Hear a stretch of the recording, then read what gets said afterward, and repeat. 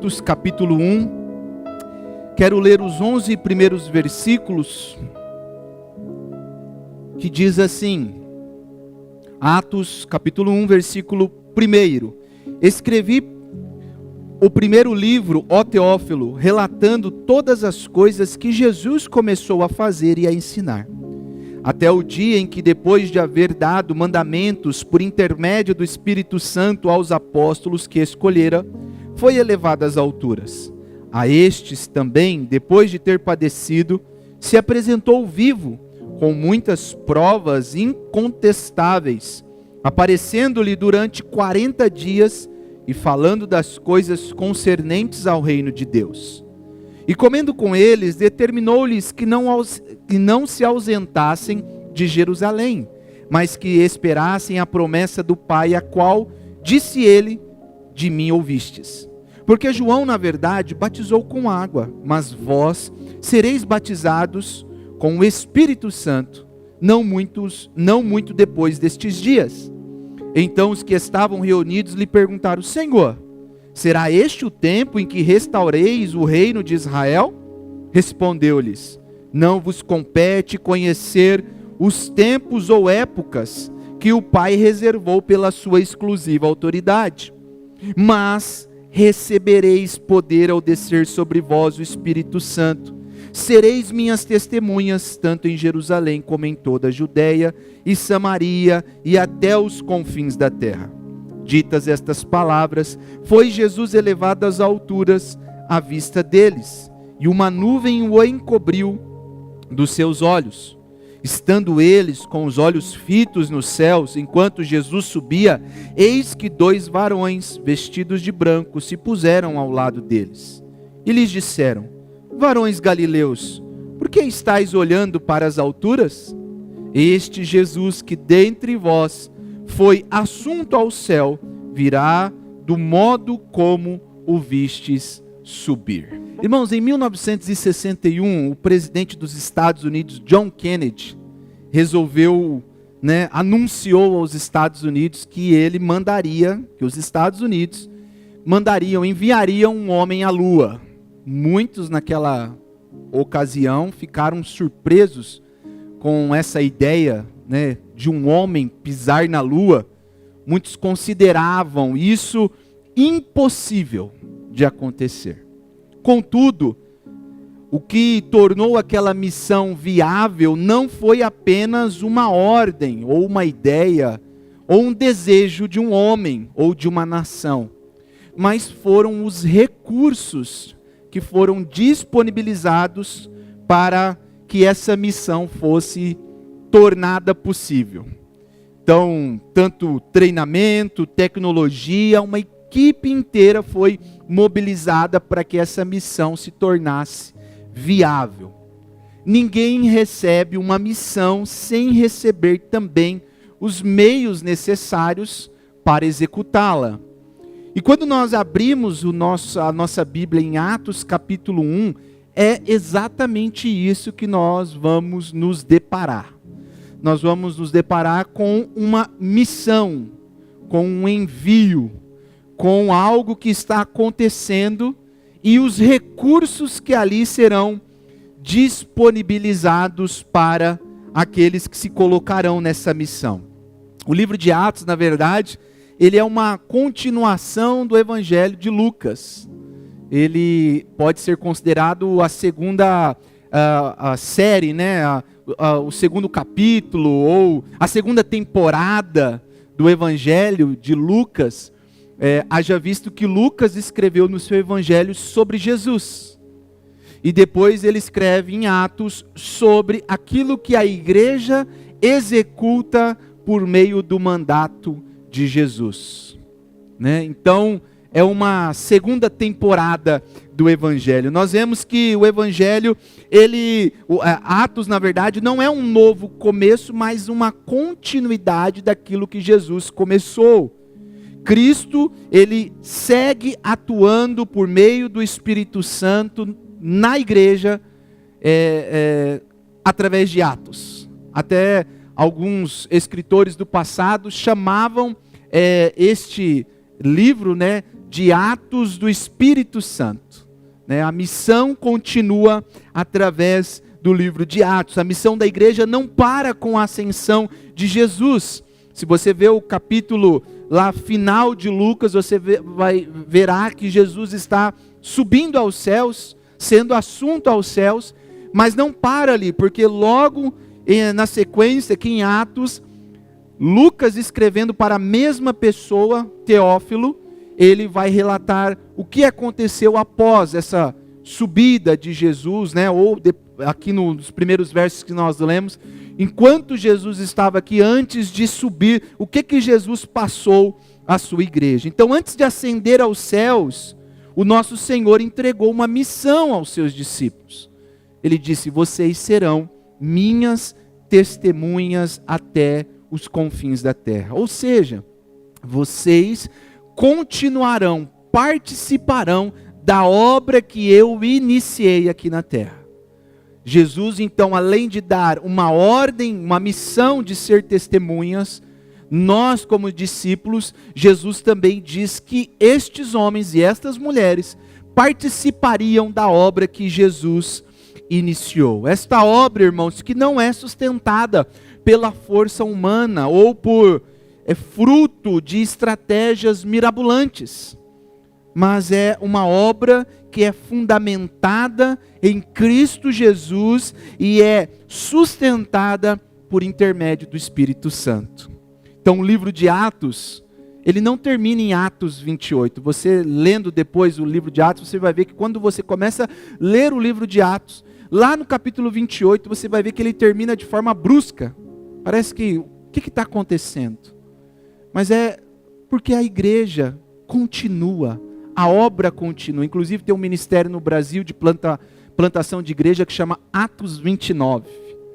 Porque é a ideia de que a igreja continua a missão, continua participando da obra que Jesus iniciou aqui na terra. Nós somos chamados para testemunhar o evangelho e participar da obra de Deus. Deus chama o seu povo para participar ativamente da expansão do seu reino. E antes de enviar a igreja ao mundo, Cristo garantiu tudo o que eles precisariam para cumprir a sua missão. E neste texto que nós lemos, nós encontramos 3 recursos indispensáveis para todo o povo de Deus, para o povo de Deus que deseja participar da obra de Deus, 3 recursos indispensáveis que nós precisamos para participar da obra de Deus, continuar avançando. Primeiro recurso que nós vemos nesse texto, que é dado aos discípulos, mas também é dado a nós, cristãos do século 21, é uma promessa divina. Então nós participamos da obra sustentados por uma promessa divina. Esse é o primeiro ponto. E isso está nos versos 4 e verso 5, que diz assim: e comendo com eles, determinou-lhes que não se ausentassem de Jerusalém, mas que esperassem a promessa do Pai, a qual disse que dele ouvistes. Porque João, na verdade, batizou com água, mas vós sereis batizados com o Espírito Santo, não muito depois destes dias.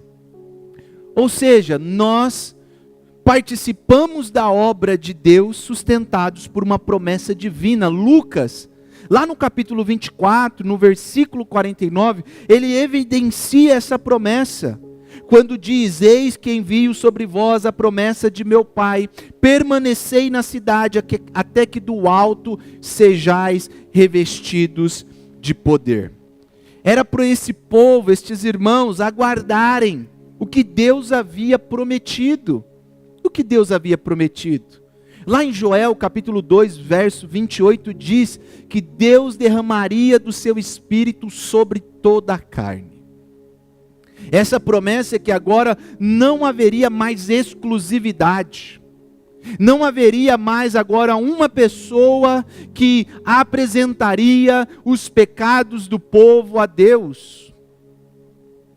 um dia específico, o dia da expiação, o Yom Kippur, onde o povo levava o seu animal, a sua oferta, em expiação por si ou por sua família, não haveria, porque Deus diz, através do profeta, Deus dá uma promessa: eu derramarei o meu espírito sobre toda a carne. Então este povo agora está sendo sustentado por uma promessa divina, a promessa de que viria sobre eles um poder, ou viria sobre eles o próprio Deus, o Espírito Santo, e os capacitaria a permanecer, a testemunhar, a avançar diante do reino de Deus. Ou seja, irmãos, que promessa é essa que nos sustenta para participarmos do reino de Deus? É a promessa da presença permanente de Deus conosco. Nós participamos da obra de Deus sustentados pela presença do próprio Deus, que nos ajuda, que nos faz avançar, que não nos faz olhar para trás.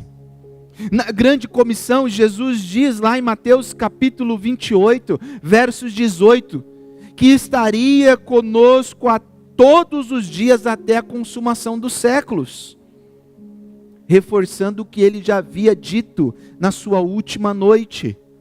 O nosso Senhor prometeu em João 14, que nós não estaríamos sozinhos.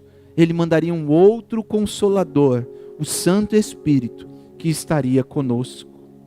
Ou seja, irmãos, o primeiro ponto desse texto que nós vemos, o primeiro recurso que Deus nos dá para participar da obra dele, é a promessa de que Ele está conosco todos os dias. Ele nos ajuda todos os dias. Nós temos a presença do Emanuel, Deus conosco, nos ajudando a avançar, a não desistir. Quando a ansiedade, o medo, irmãos, muitas vezes nos paralisam, nos colocam diante de uma situação, nós precisamos olhar para a promessa de Cristo. O Espírito é a prova de que Ele cumpre a sua palavra todos os dias. A promessa de que nós não estaríamos sozinhos. A nossa missão em participar da obra de Deus não é solitária, mas é caminhando com o próprio Deus. Não é uma missão solitária. Nós participamos da obra de Deus com o próprio Deus.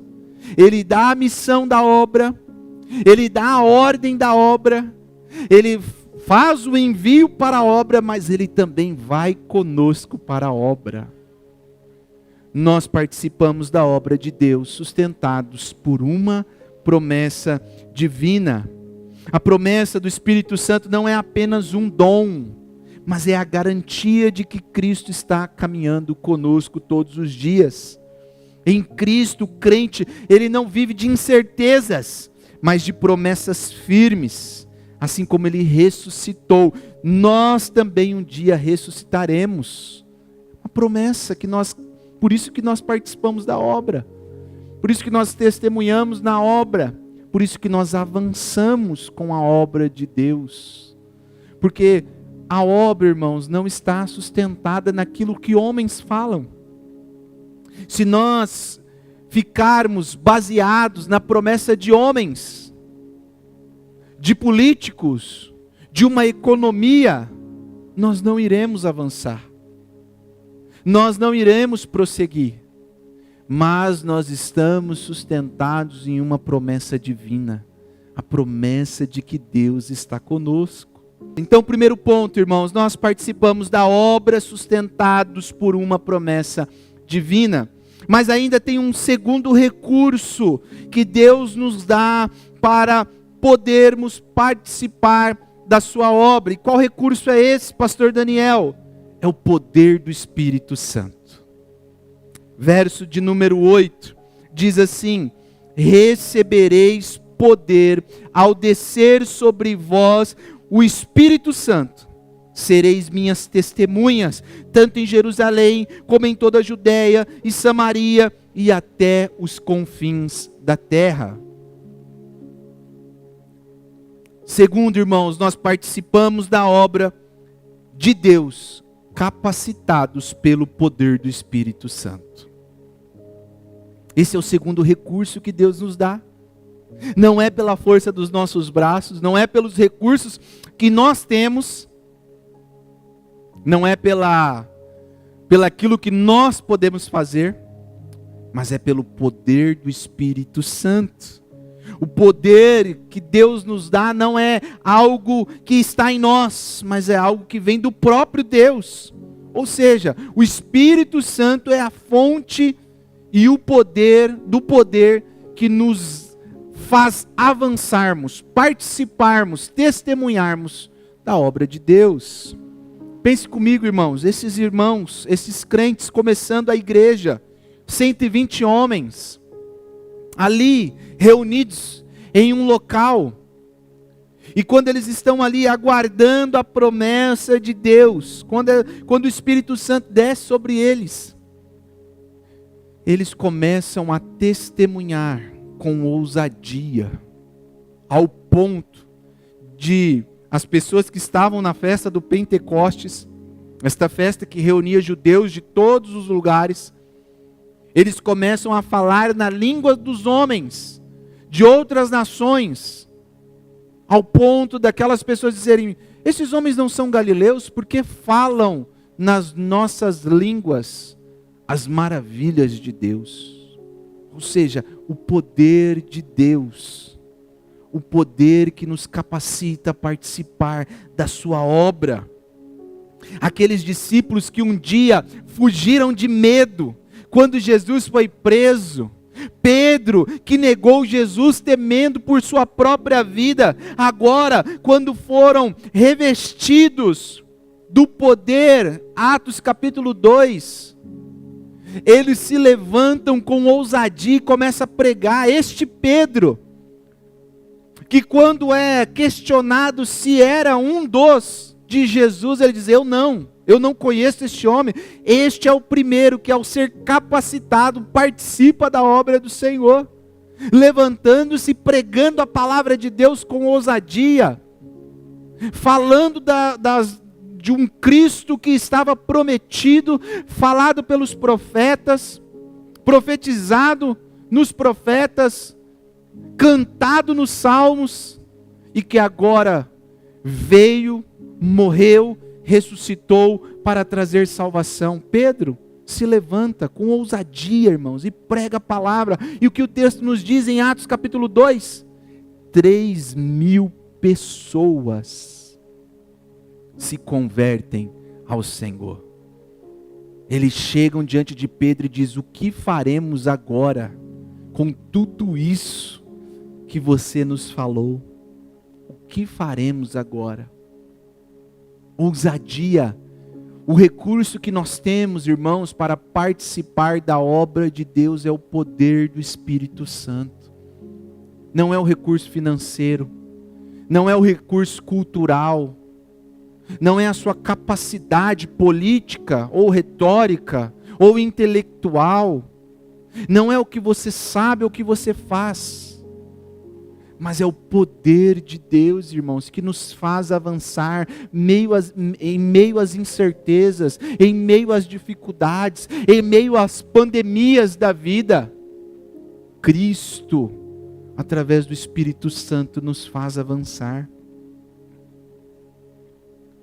Atos capítulo 2, eu coloquei aqui versículo 14, Pedro se levanta e expõe a Escritura, e evidencia a essa capacitação poderosa vinda de Deus.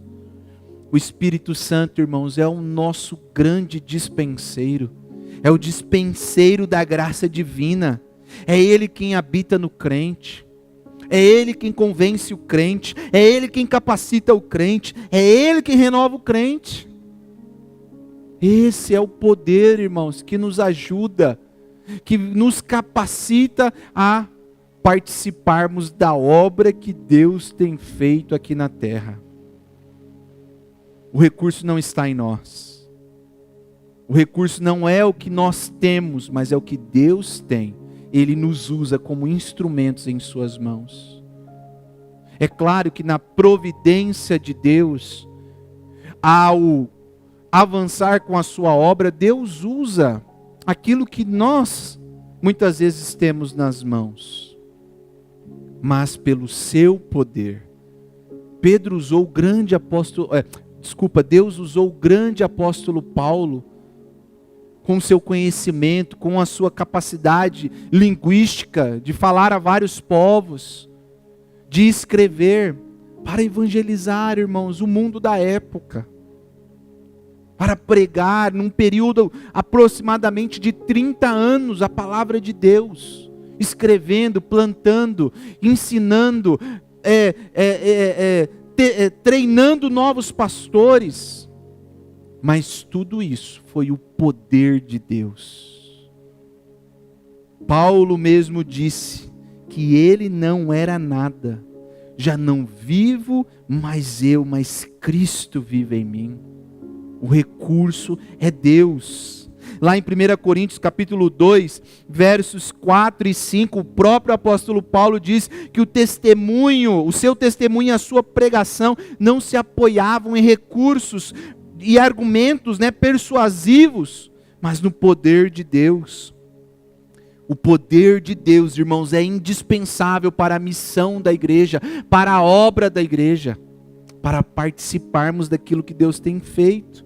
Sem Ele, o nosso testemunho se torna frágil e ineficaz. Com Ele, irmãos, nós avançamos como corpo vivo de Cristo, capacitados a proclamar o Evangelho com ousadia e autoridade. A capacitação do Espírito é a própria vida de Cristo em nós.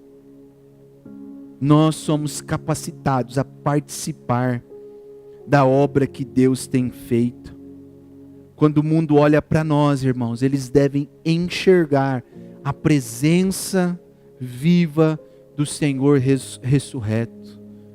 Tem tantas coisas que às vezes as pessoas procuram, tantos recursos. Antigamente, ainda hoje existe, mas um tempo passado, muitos pastores iam procurar recursos para como fazer a igreja crescer. Livros foram escritos, 10 passos para isso, 30 passos para fazer a sua igreja, tudo técnicas. Ainda hoje a gente vê, a gente tem a famosa teologia do coach, permeando o evangelicalismo brasileiro. Técnicas de como atrair mais consumidores da fé. Infelizmente, irmãos, é o que nós temos visto. Mas o que nós, como discípulos de Jesus, precisamos é do poder de Deus. É do poder do Espírito Santo, que nos capacita a pregar com autoridade. É avançar sabendo que a obra é de Deus e nós só estamos indo porque é Ele que nos dá capacidade de avançar. Cristo, irmãos, não nos chamou para sermos espectadores. A gente até tem usado aqui na igreja o termo, não seja um frequentador, seja um participante da obra de Deus. A igreja tem crescido e graças a Deus por isso. Mas, irmãos, vocês precisam se envolver com a obra de Deus. Precisam participar da obra de Deus. O reverendo Augusto Nicodemos, ele diz que não existe o dom do banco. Pastor, meu dom é o dom do banco. Não existe, tá? Não existe esse dom. Todos nós somos chamados, convocados, estimulados, motivados a participar da obra de Deus. Mas pastor, eu não sei. Eu não consigo, eu não tenho capacidade. Mas a capacidade não é sua, é Deus quem te capacita, é Deus quem te dá ousadia para se envolver. Se envolva, participe, daquilo que Deus tem feito no meio da sua obra. Tantos ministérios nós temos aqui na igreja, tantas coisas. Vocês, irmãos que estão aqui de casa, nós temos colado aqui em alguns cantos da igreja um QR Code, quero servir. Você pode escanear ali e ver o ministério que você quer participar. Nós temos às vezes feito até apelos de púlpito, irmãos, participem. O Ministério Acolher precisa de pessoas. O Vila Kids precisa de pessoas. Tantos outros recursos para nós podermos participar aqui, irmãos. Mas tudo isso só é feito porque é Cristo, através do seu Espírito Santo, que nos capacita para a sua obra. Você tem participado da obra de Deus? Ou você tem sido um frequentador? Ou você tem sido um espectador da obra de Deus? Ah, pastor, eu só estou olhando de longe, vendo o que Deus está fazendo. Ah, pastor, eu participo, eu dou minha oferta, eu dou meu dízimo. Deus te chama para participar da obra dele. Não com suas capacidades, mas com o poder dele que vai te capacitar. Em último lugar, irmãos, o último recurso que nós vemos nesse texto, que Cristo nos dá para participarmos da sua obra, é uma esperança eterna. Olha comigo o versículo 10 e o versículo 11.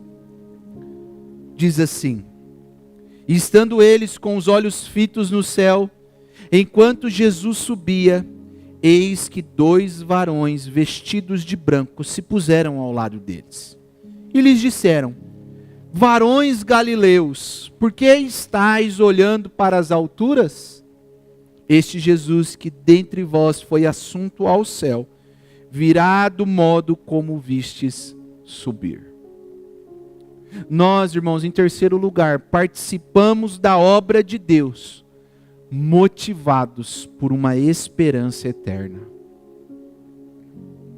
Com certeza, meu irmão, eu creio, assim eu estou convicto, porque pelo menos esta é a motivação do meu coração, que você está aqui, nesse dia, em um domingo à noite, chuvoso em nossa cidade, muito convidativo para estar debaixo das cobertas, de repente com uma pipoquinha, ou com alguma outra guloseima, como diz a minha filha, ou com um bobolate do lado,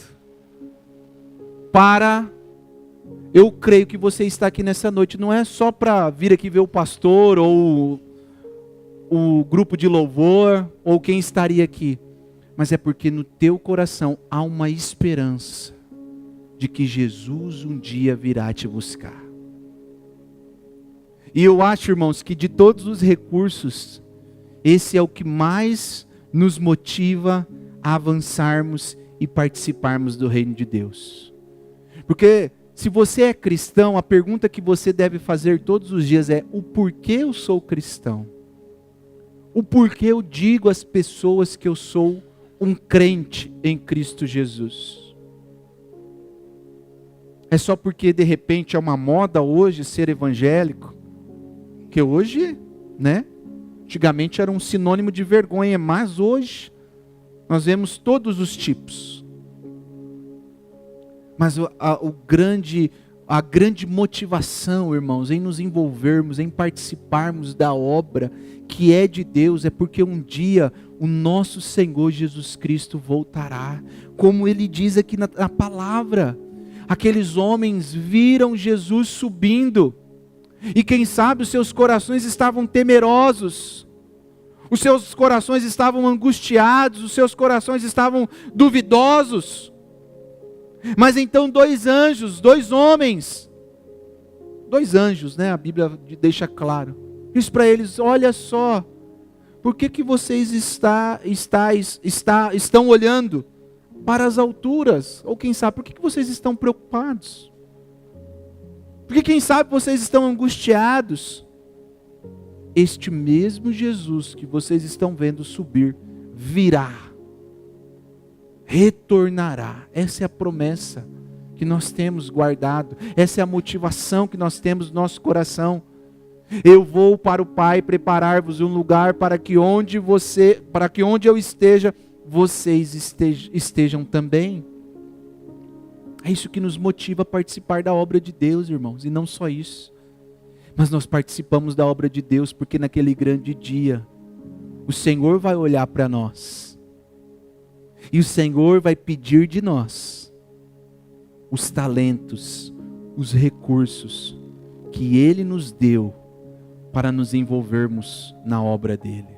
Lembra da parábola dos talentos? Aquele Senhor que deu 5 para um, 2 para outro, 1 para outro.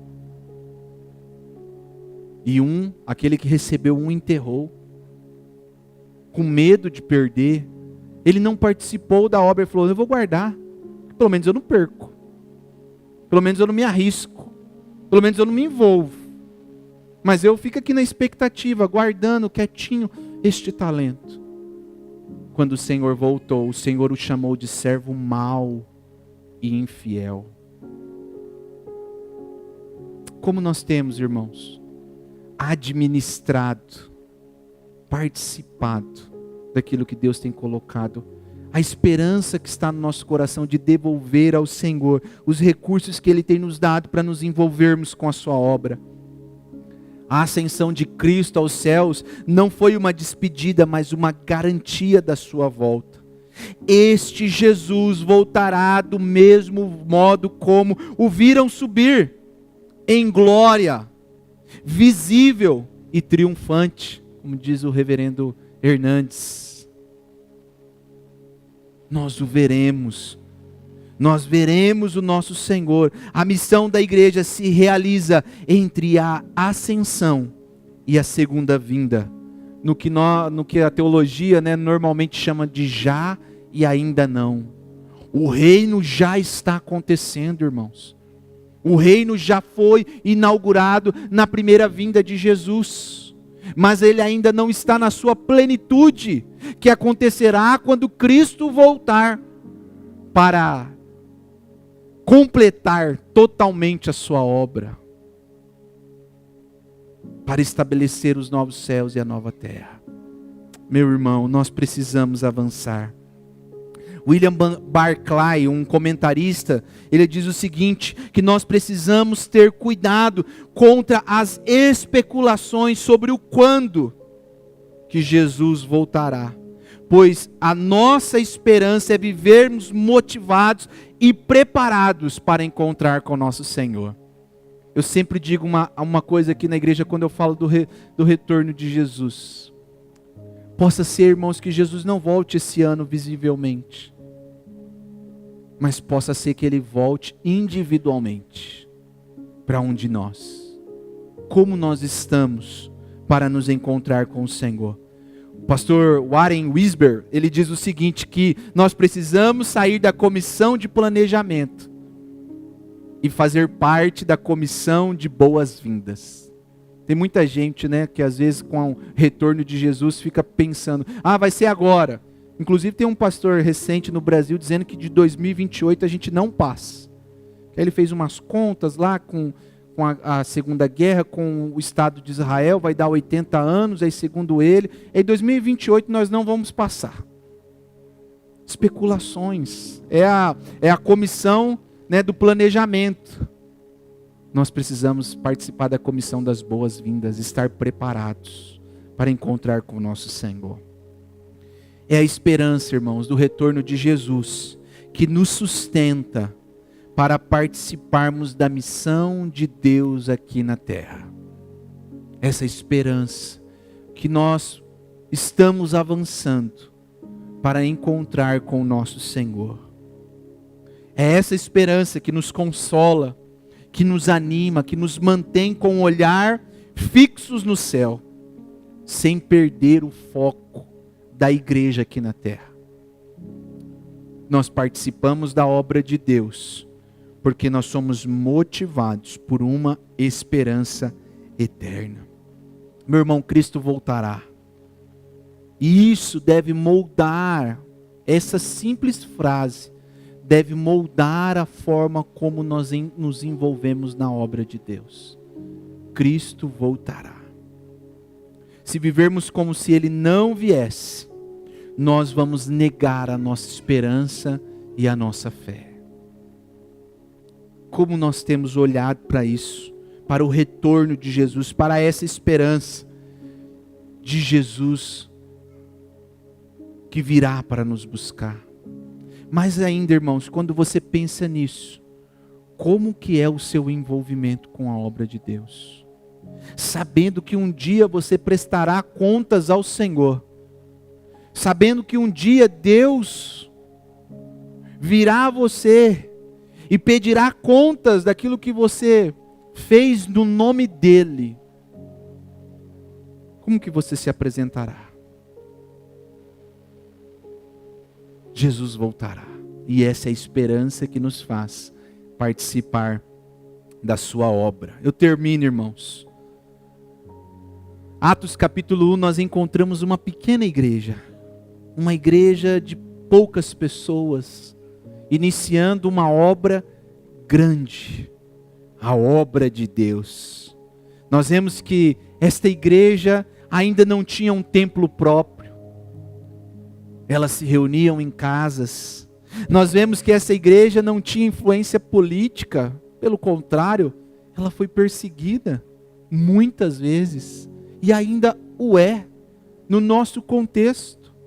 Quantos irmãos nossos da igreja militante espalhados pelo mundo, neste momento, para ter uma reunião como essa, tem que ser escondido.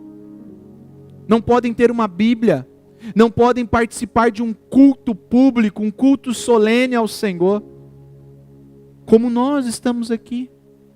Mas essa igreja de Atos, também capítulo 1, não tinha recursos extraordinários.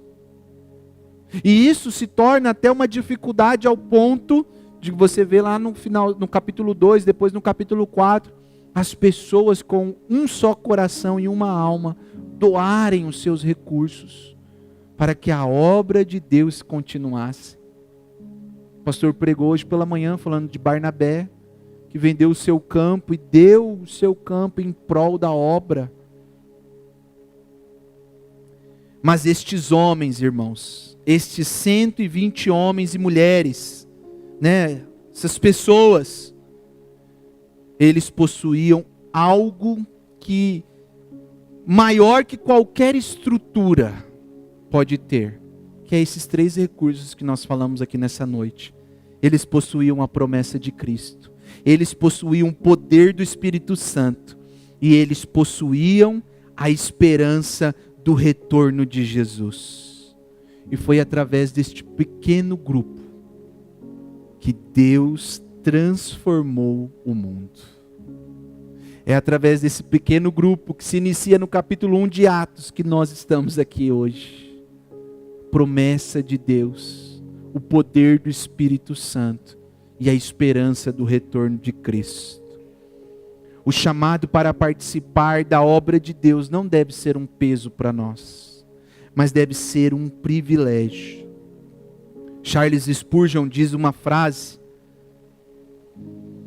que é a seguinte: grandes coisas são realizadas pelo Espírito Santo quando uma igreja inteira se ergue com santa energia. Quando uma igreja se coloca à disposição de Deus, nas mãos de Deus, grandes coisas são realizadas pelo Espírito Santo. Amém? Vamos nos colocar de pé, vamos orar. Deus te abençoe, em nome de Jesus. Participe da obra de Deus, olhando para a promessa de que Ele está com você. Participe da obra de Deus, sabendo que você é capacitado pelo Espírito Santo. Participe da obra de Deus, motivado pela esperança de que Cristo retornará para nos buscar.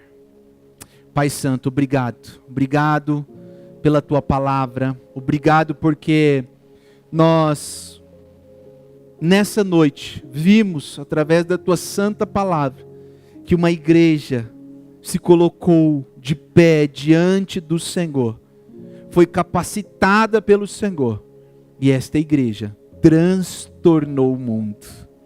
Estes homens e mulheres, motivados, capacitados, esperançosos pela sua vinda, eles avançaram, eles participaram do reino do Senhor. Nos ajude, Pai, como igreja do Senhor, a nos envolvermos naquilo que o Senhor tem nos dado, naquilo que o Senhor tem colocado diante de nós, nas nossas mãos, a usarmos os recursos que a sua providência tem nos colocado, nos disponibilizado, para avançarmos, Senhor, avançarmos o reino do Senhor aqui nessa terra.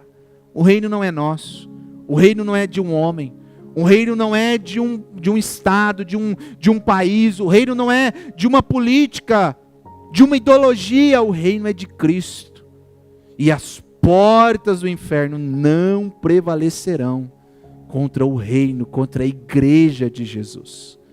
Nos ajude, Pai, enquanto igreja do Senhor, a participarmos e a termos a alegria e o privilégio de nos envolvermos com aquilo que o Senhor tem feito no meio da sua igreja. Essa é a oração que nós fazemos com fé, no nome de Jesus. Amém.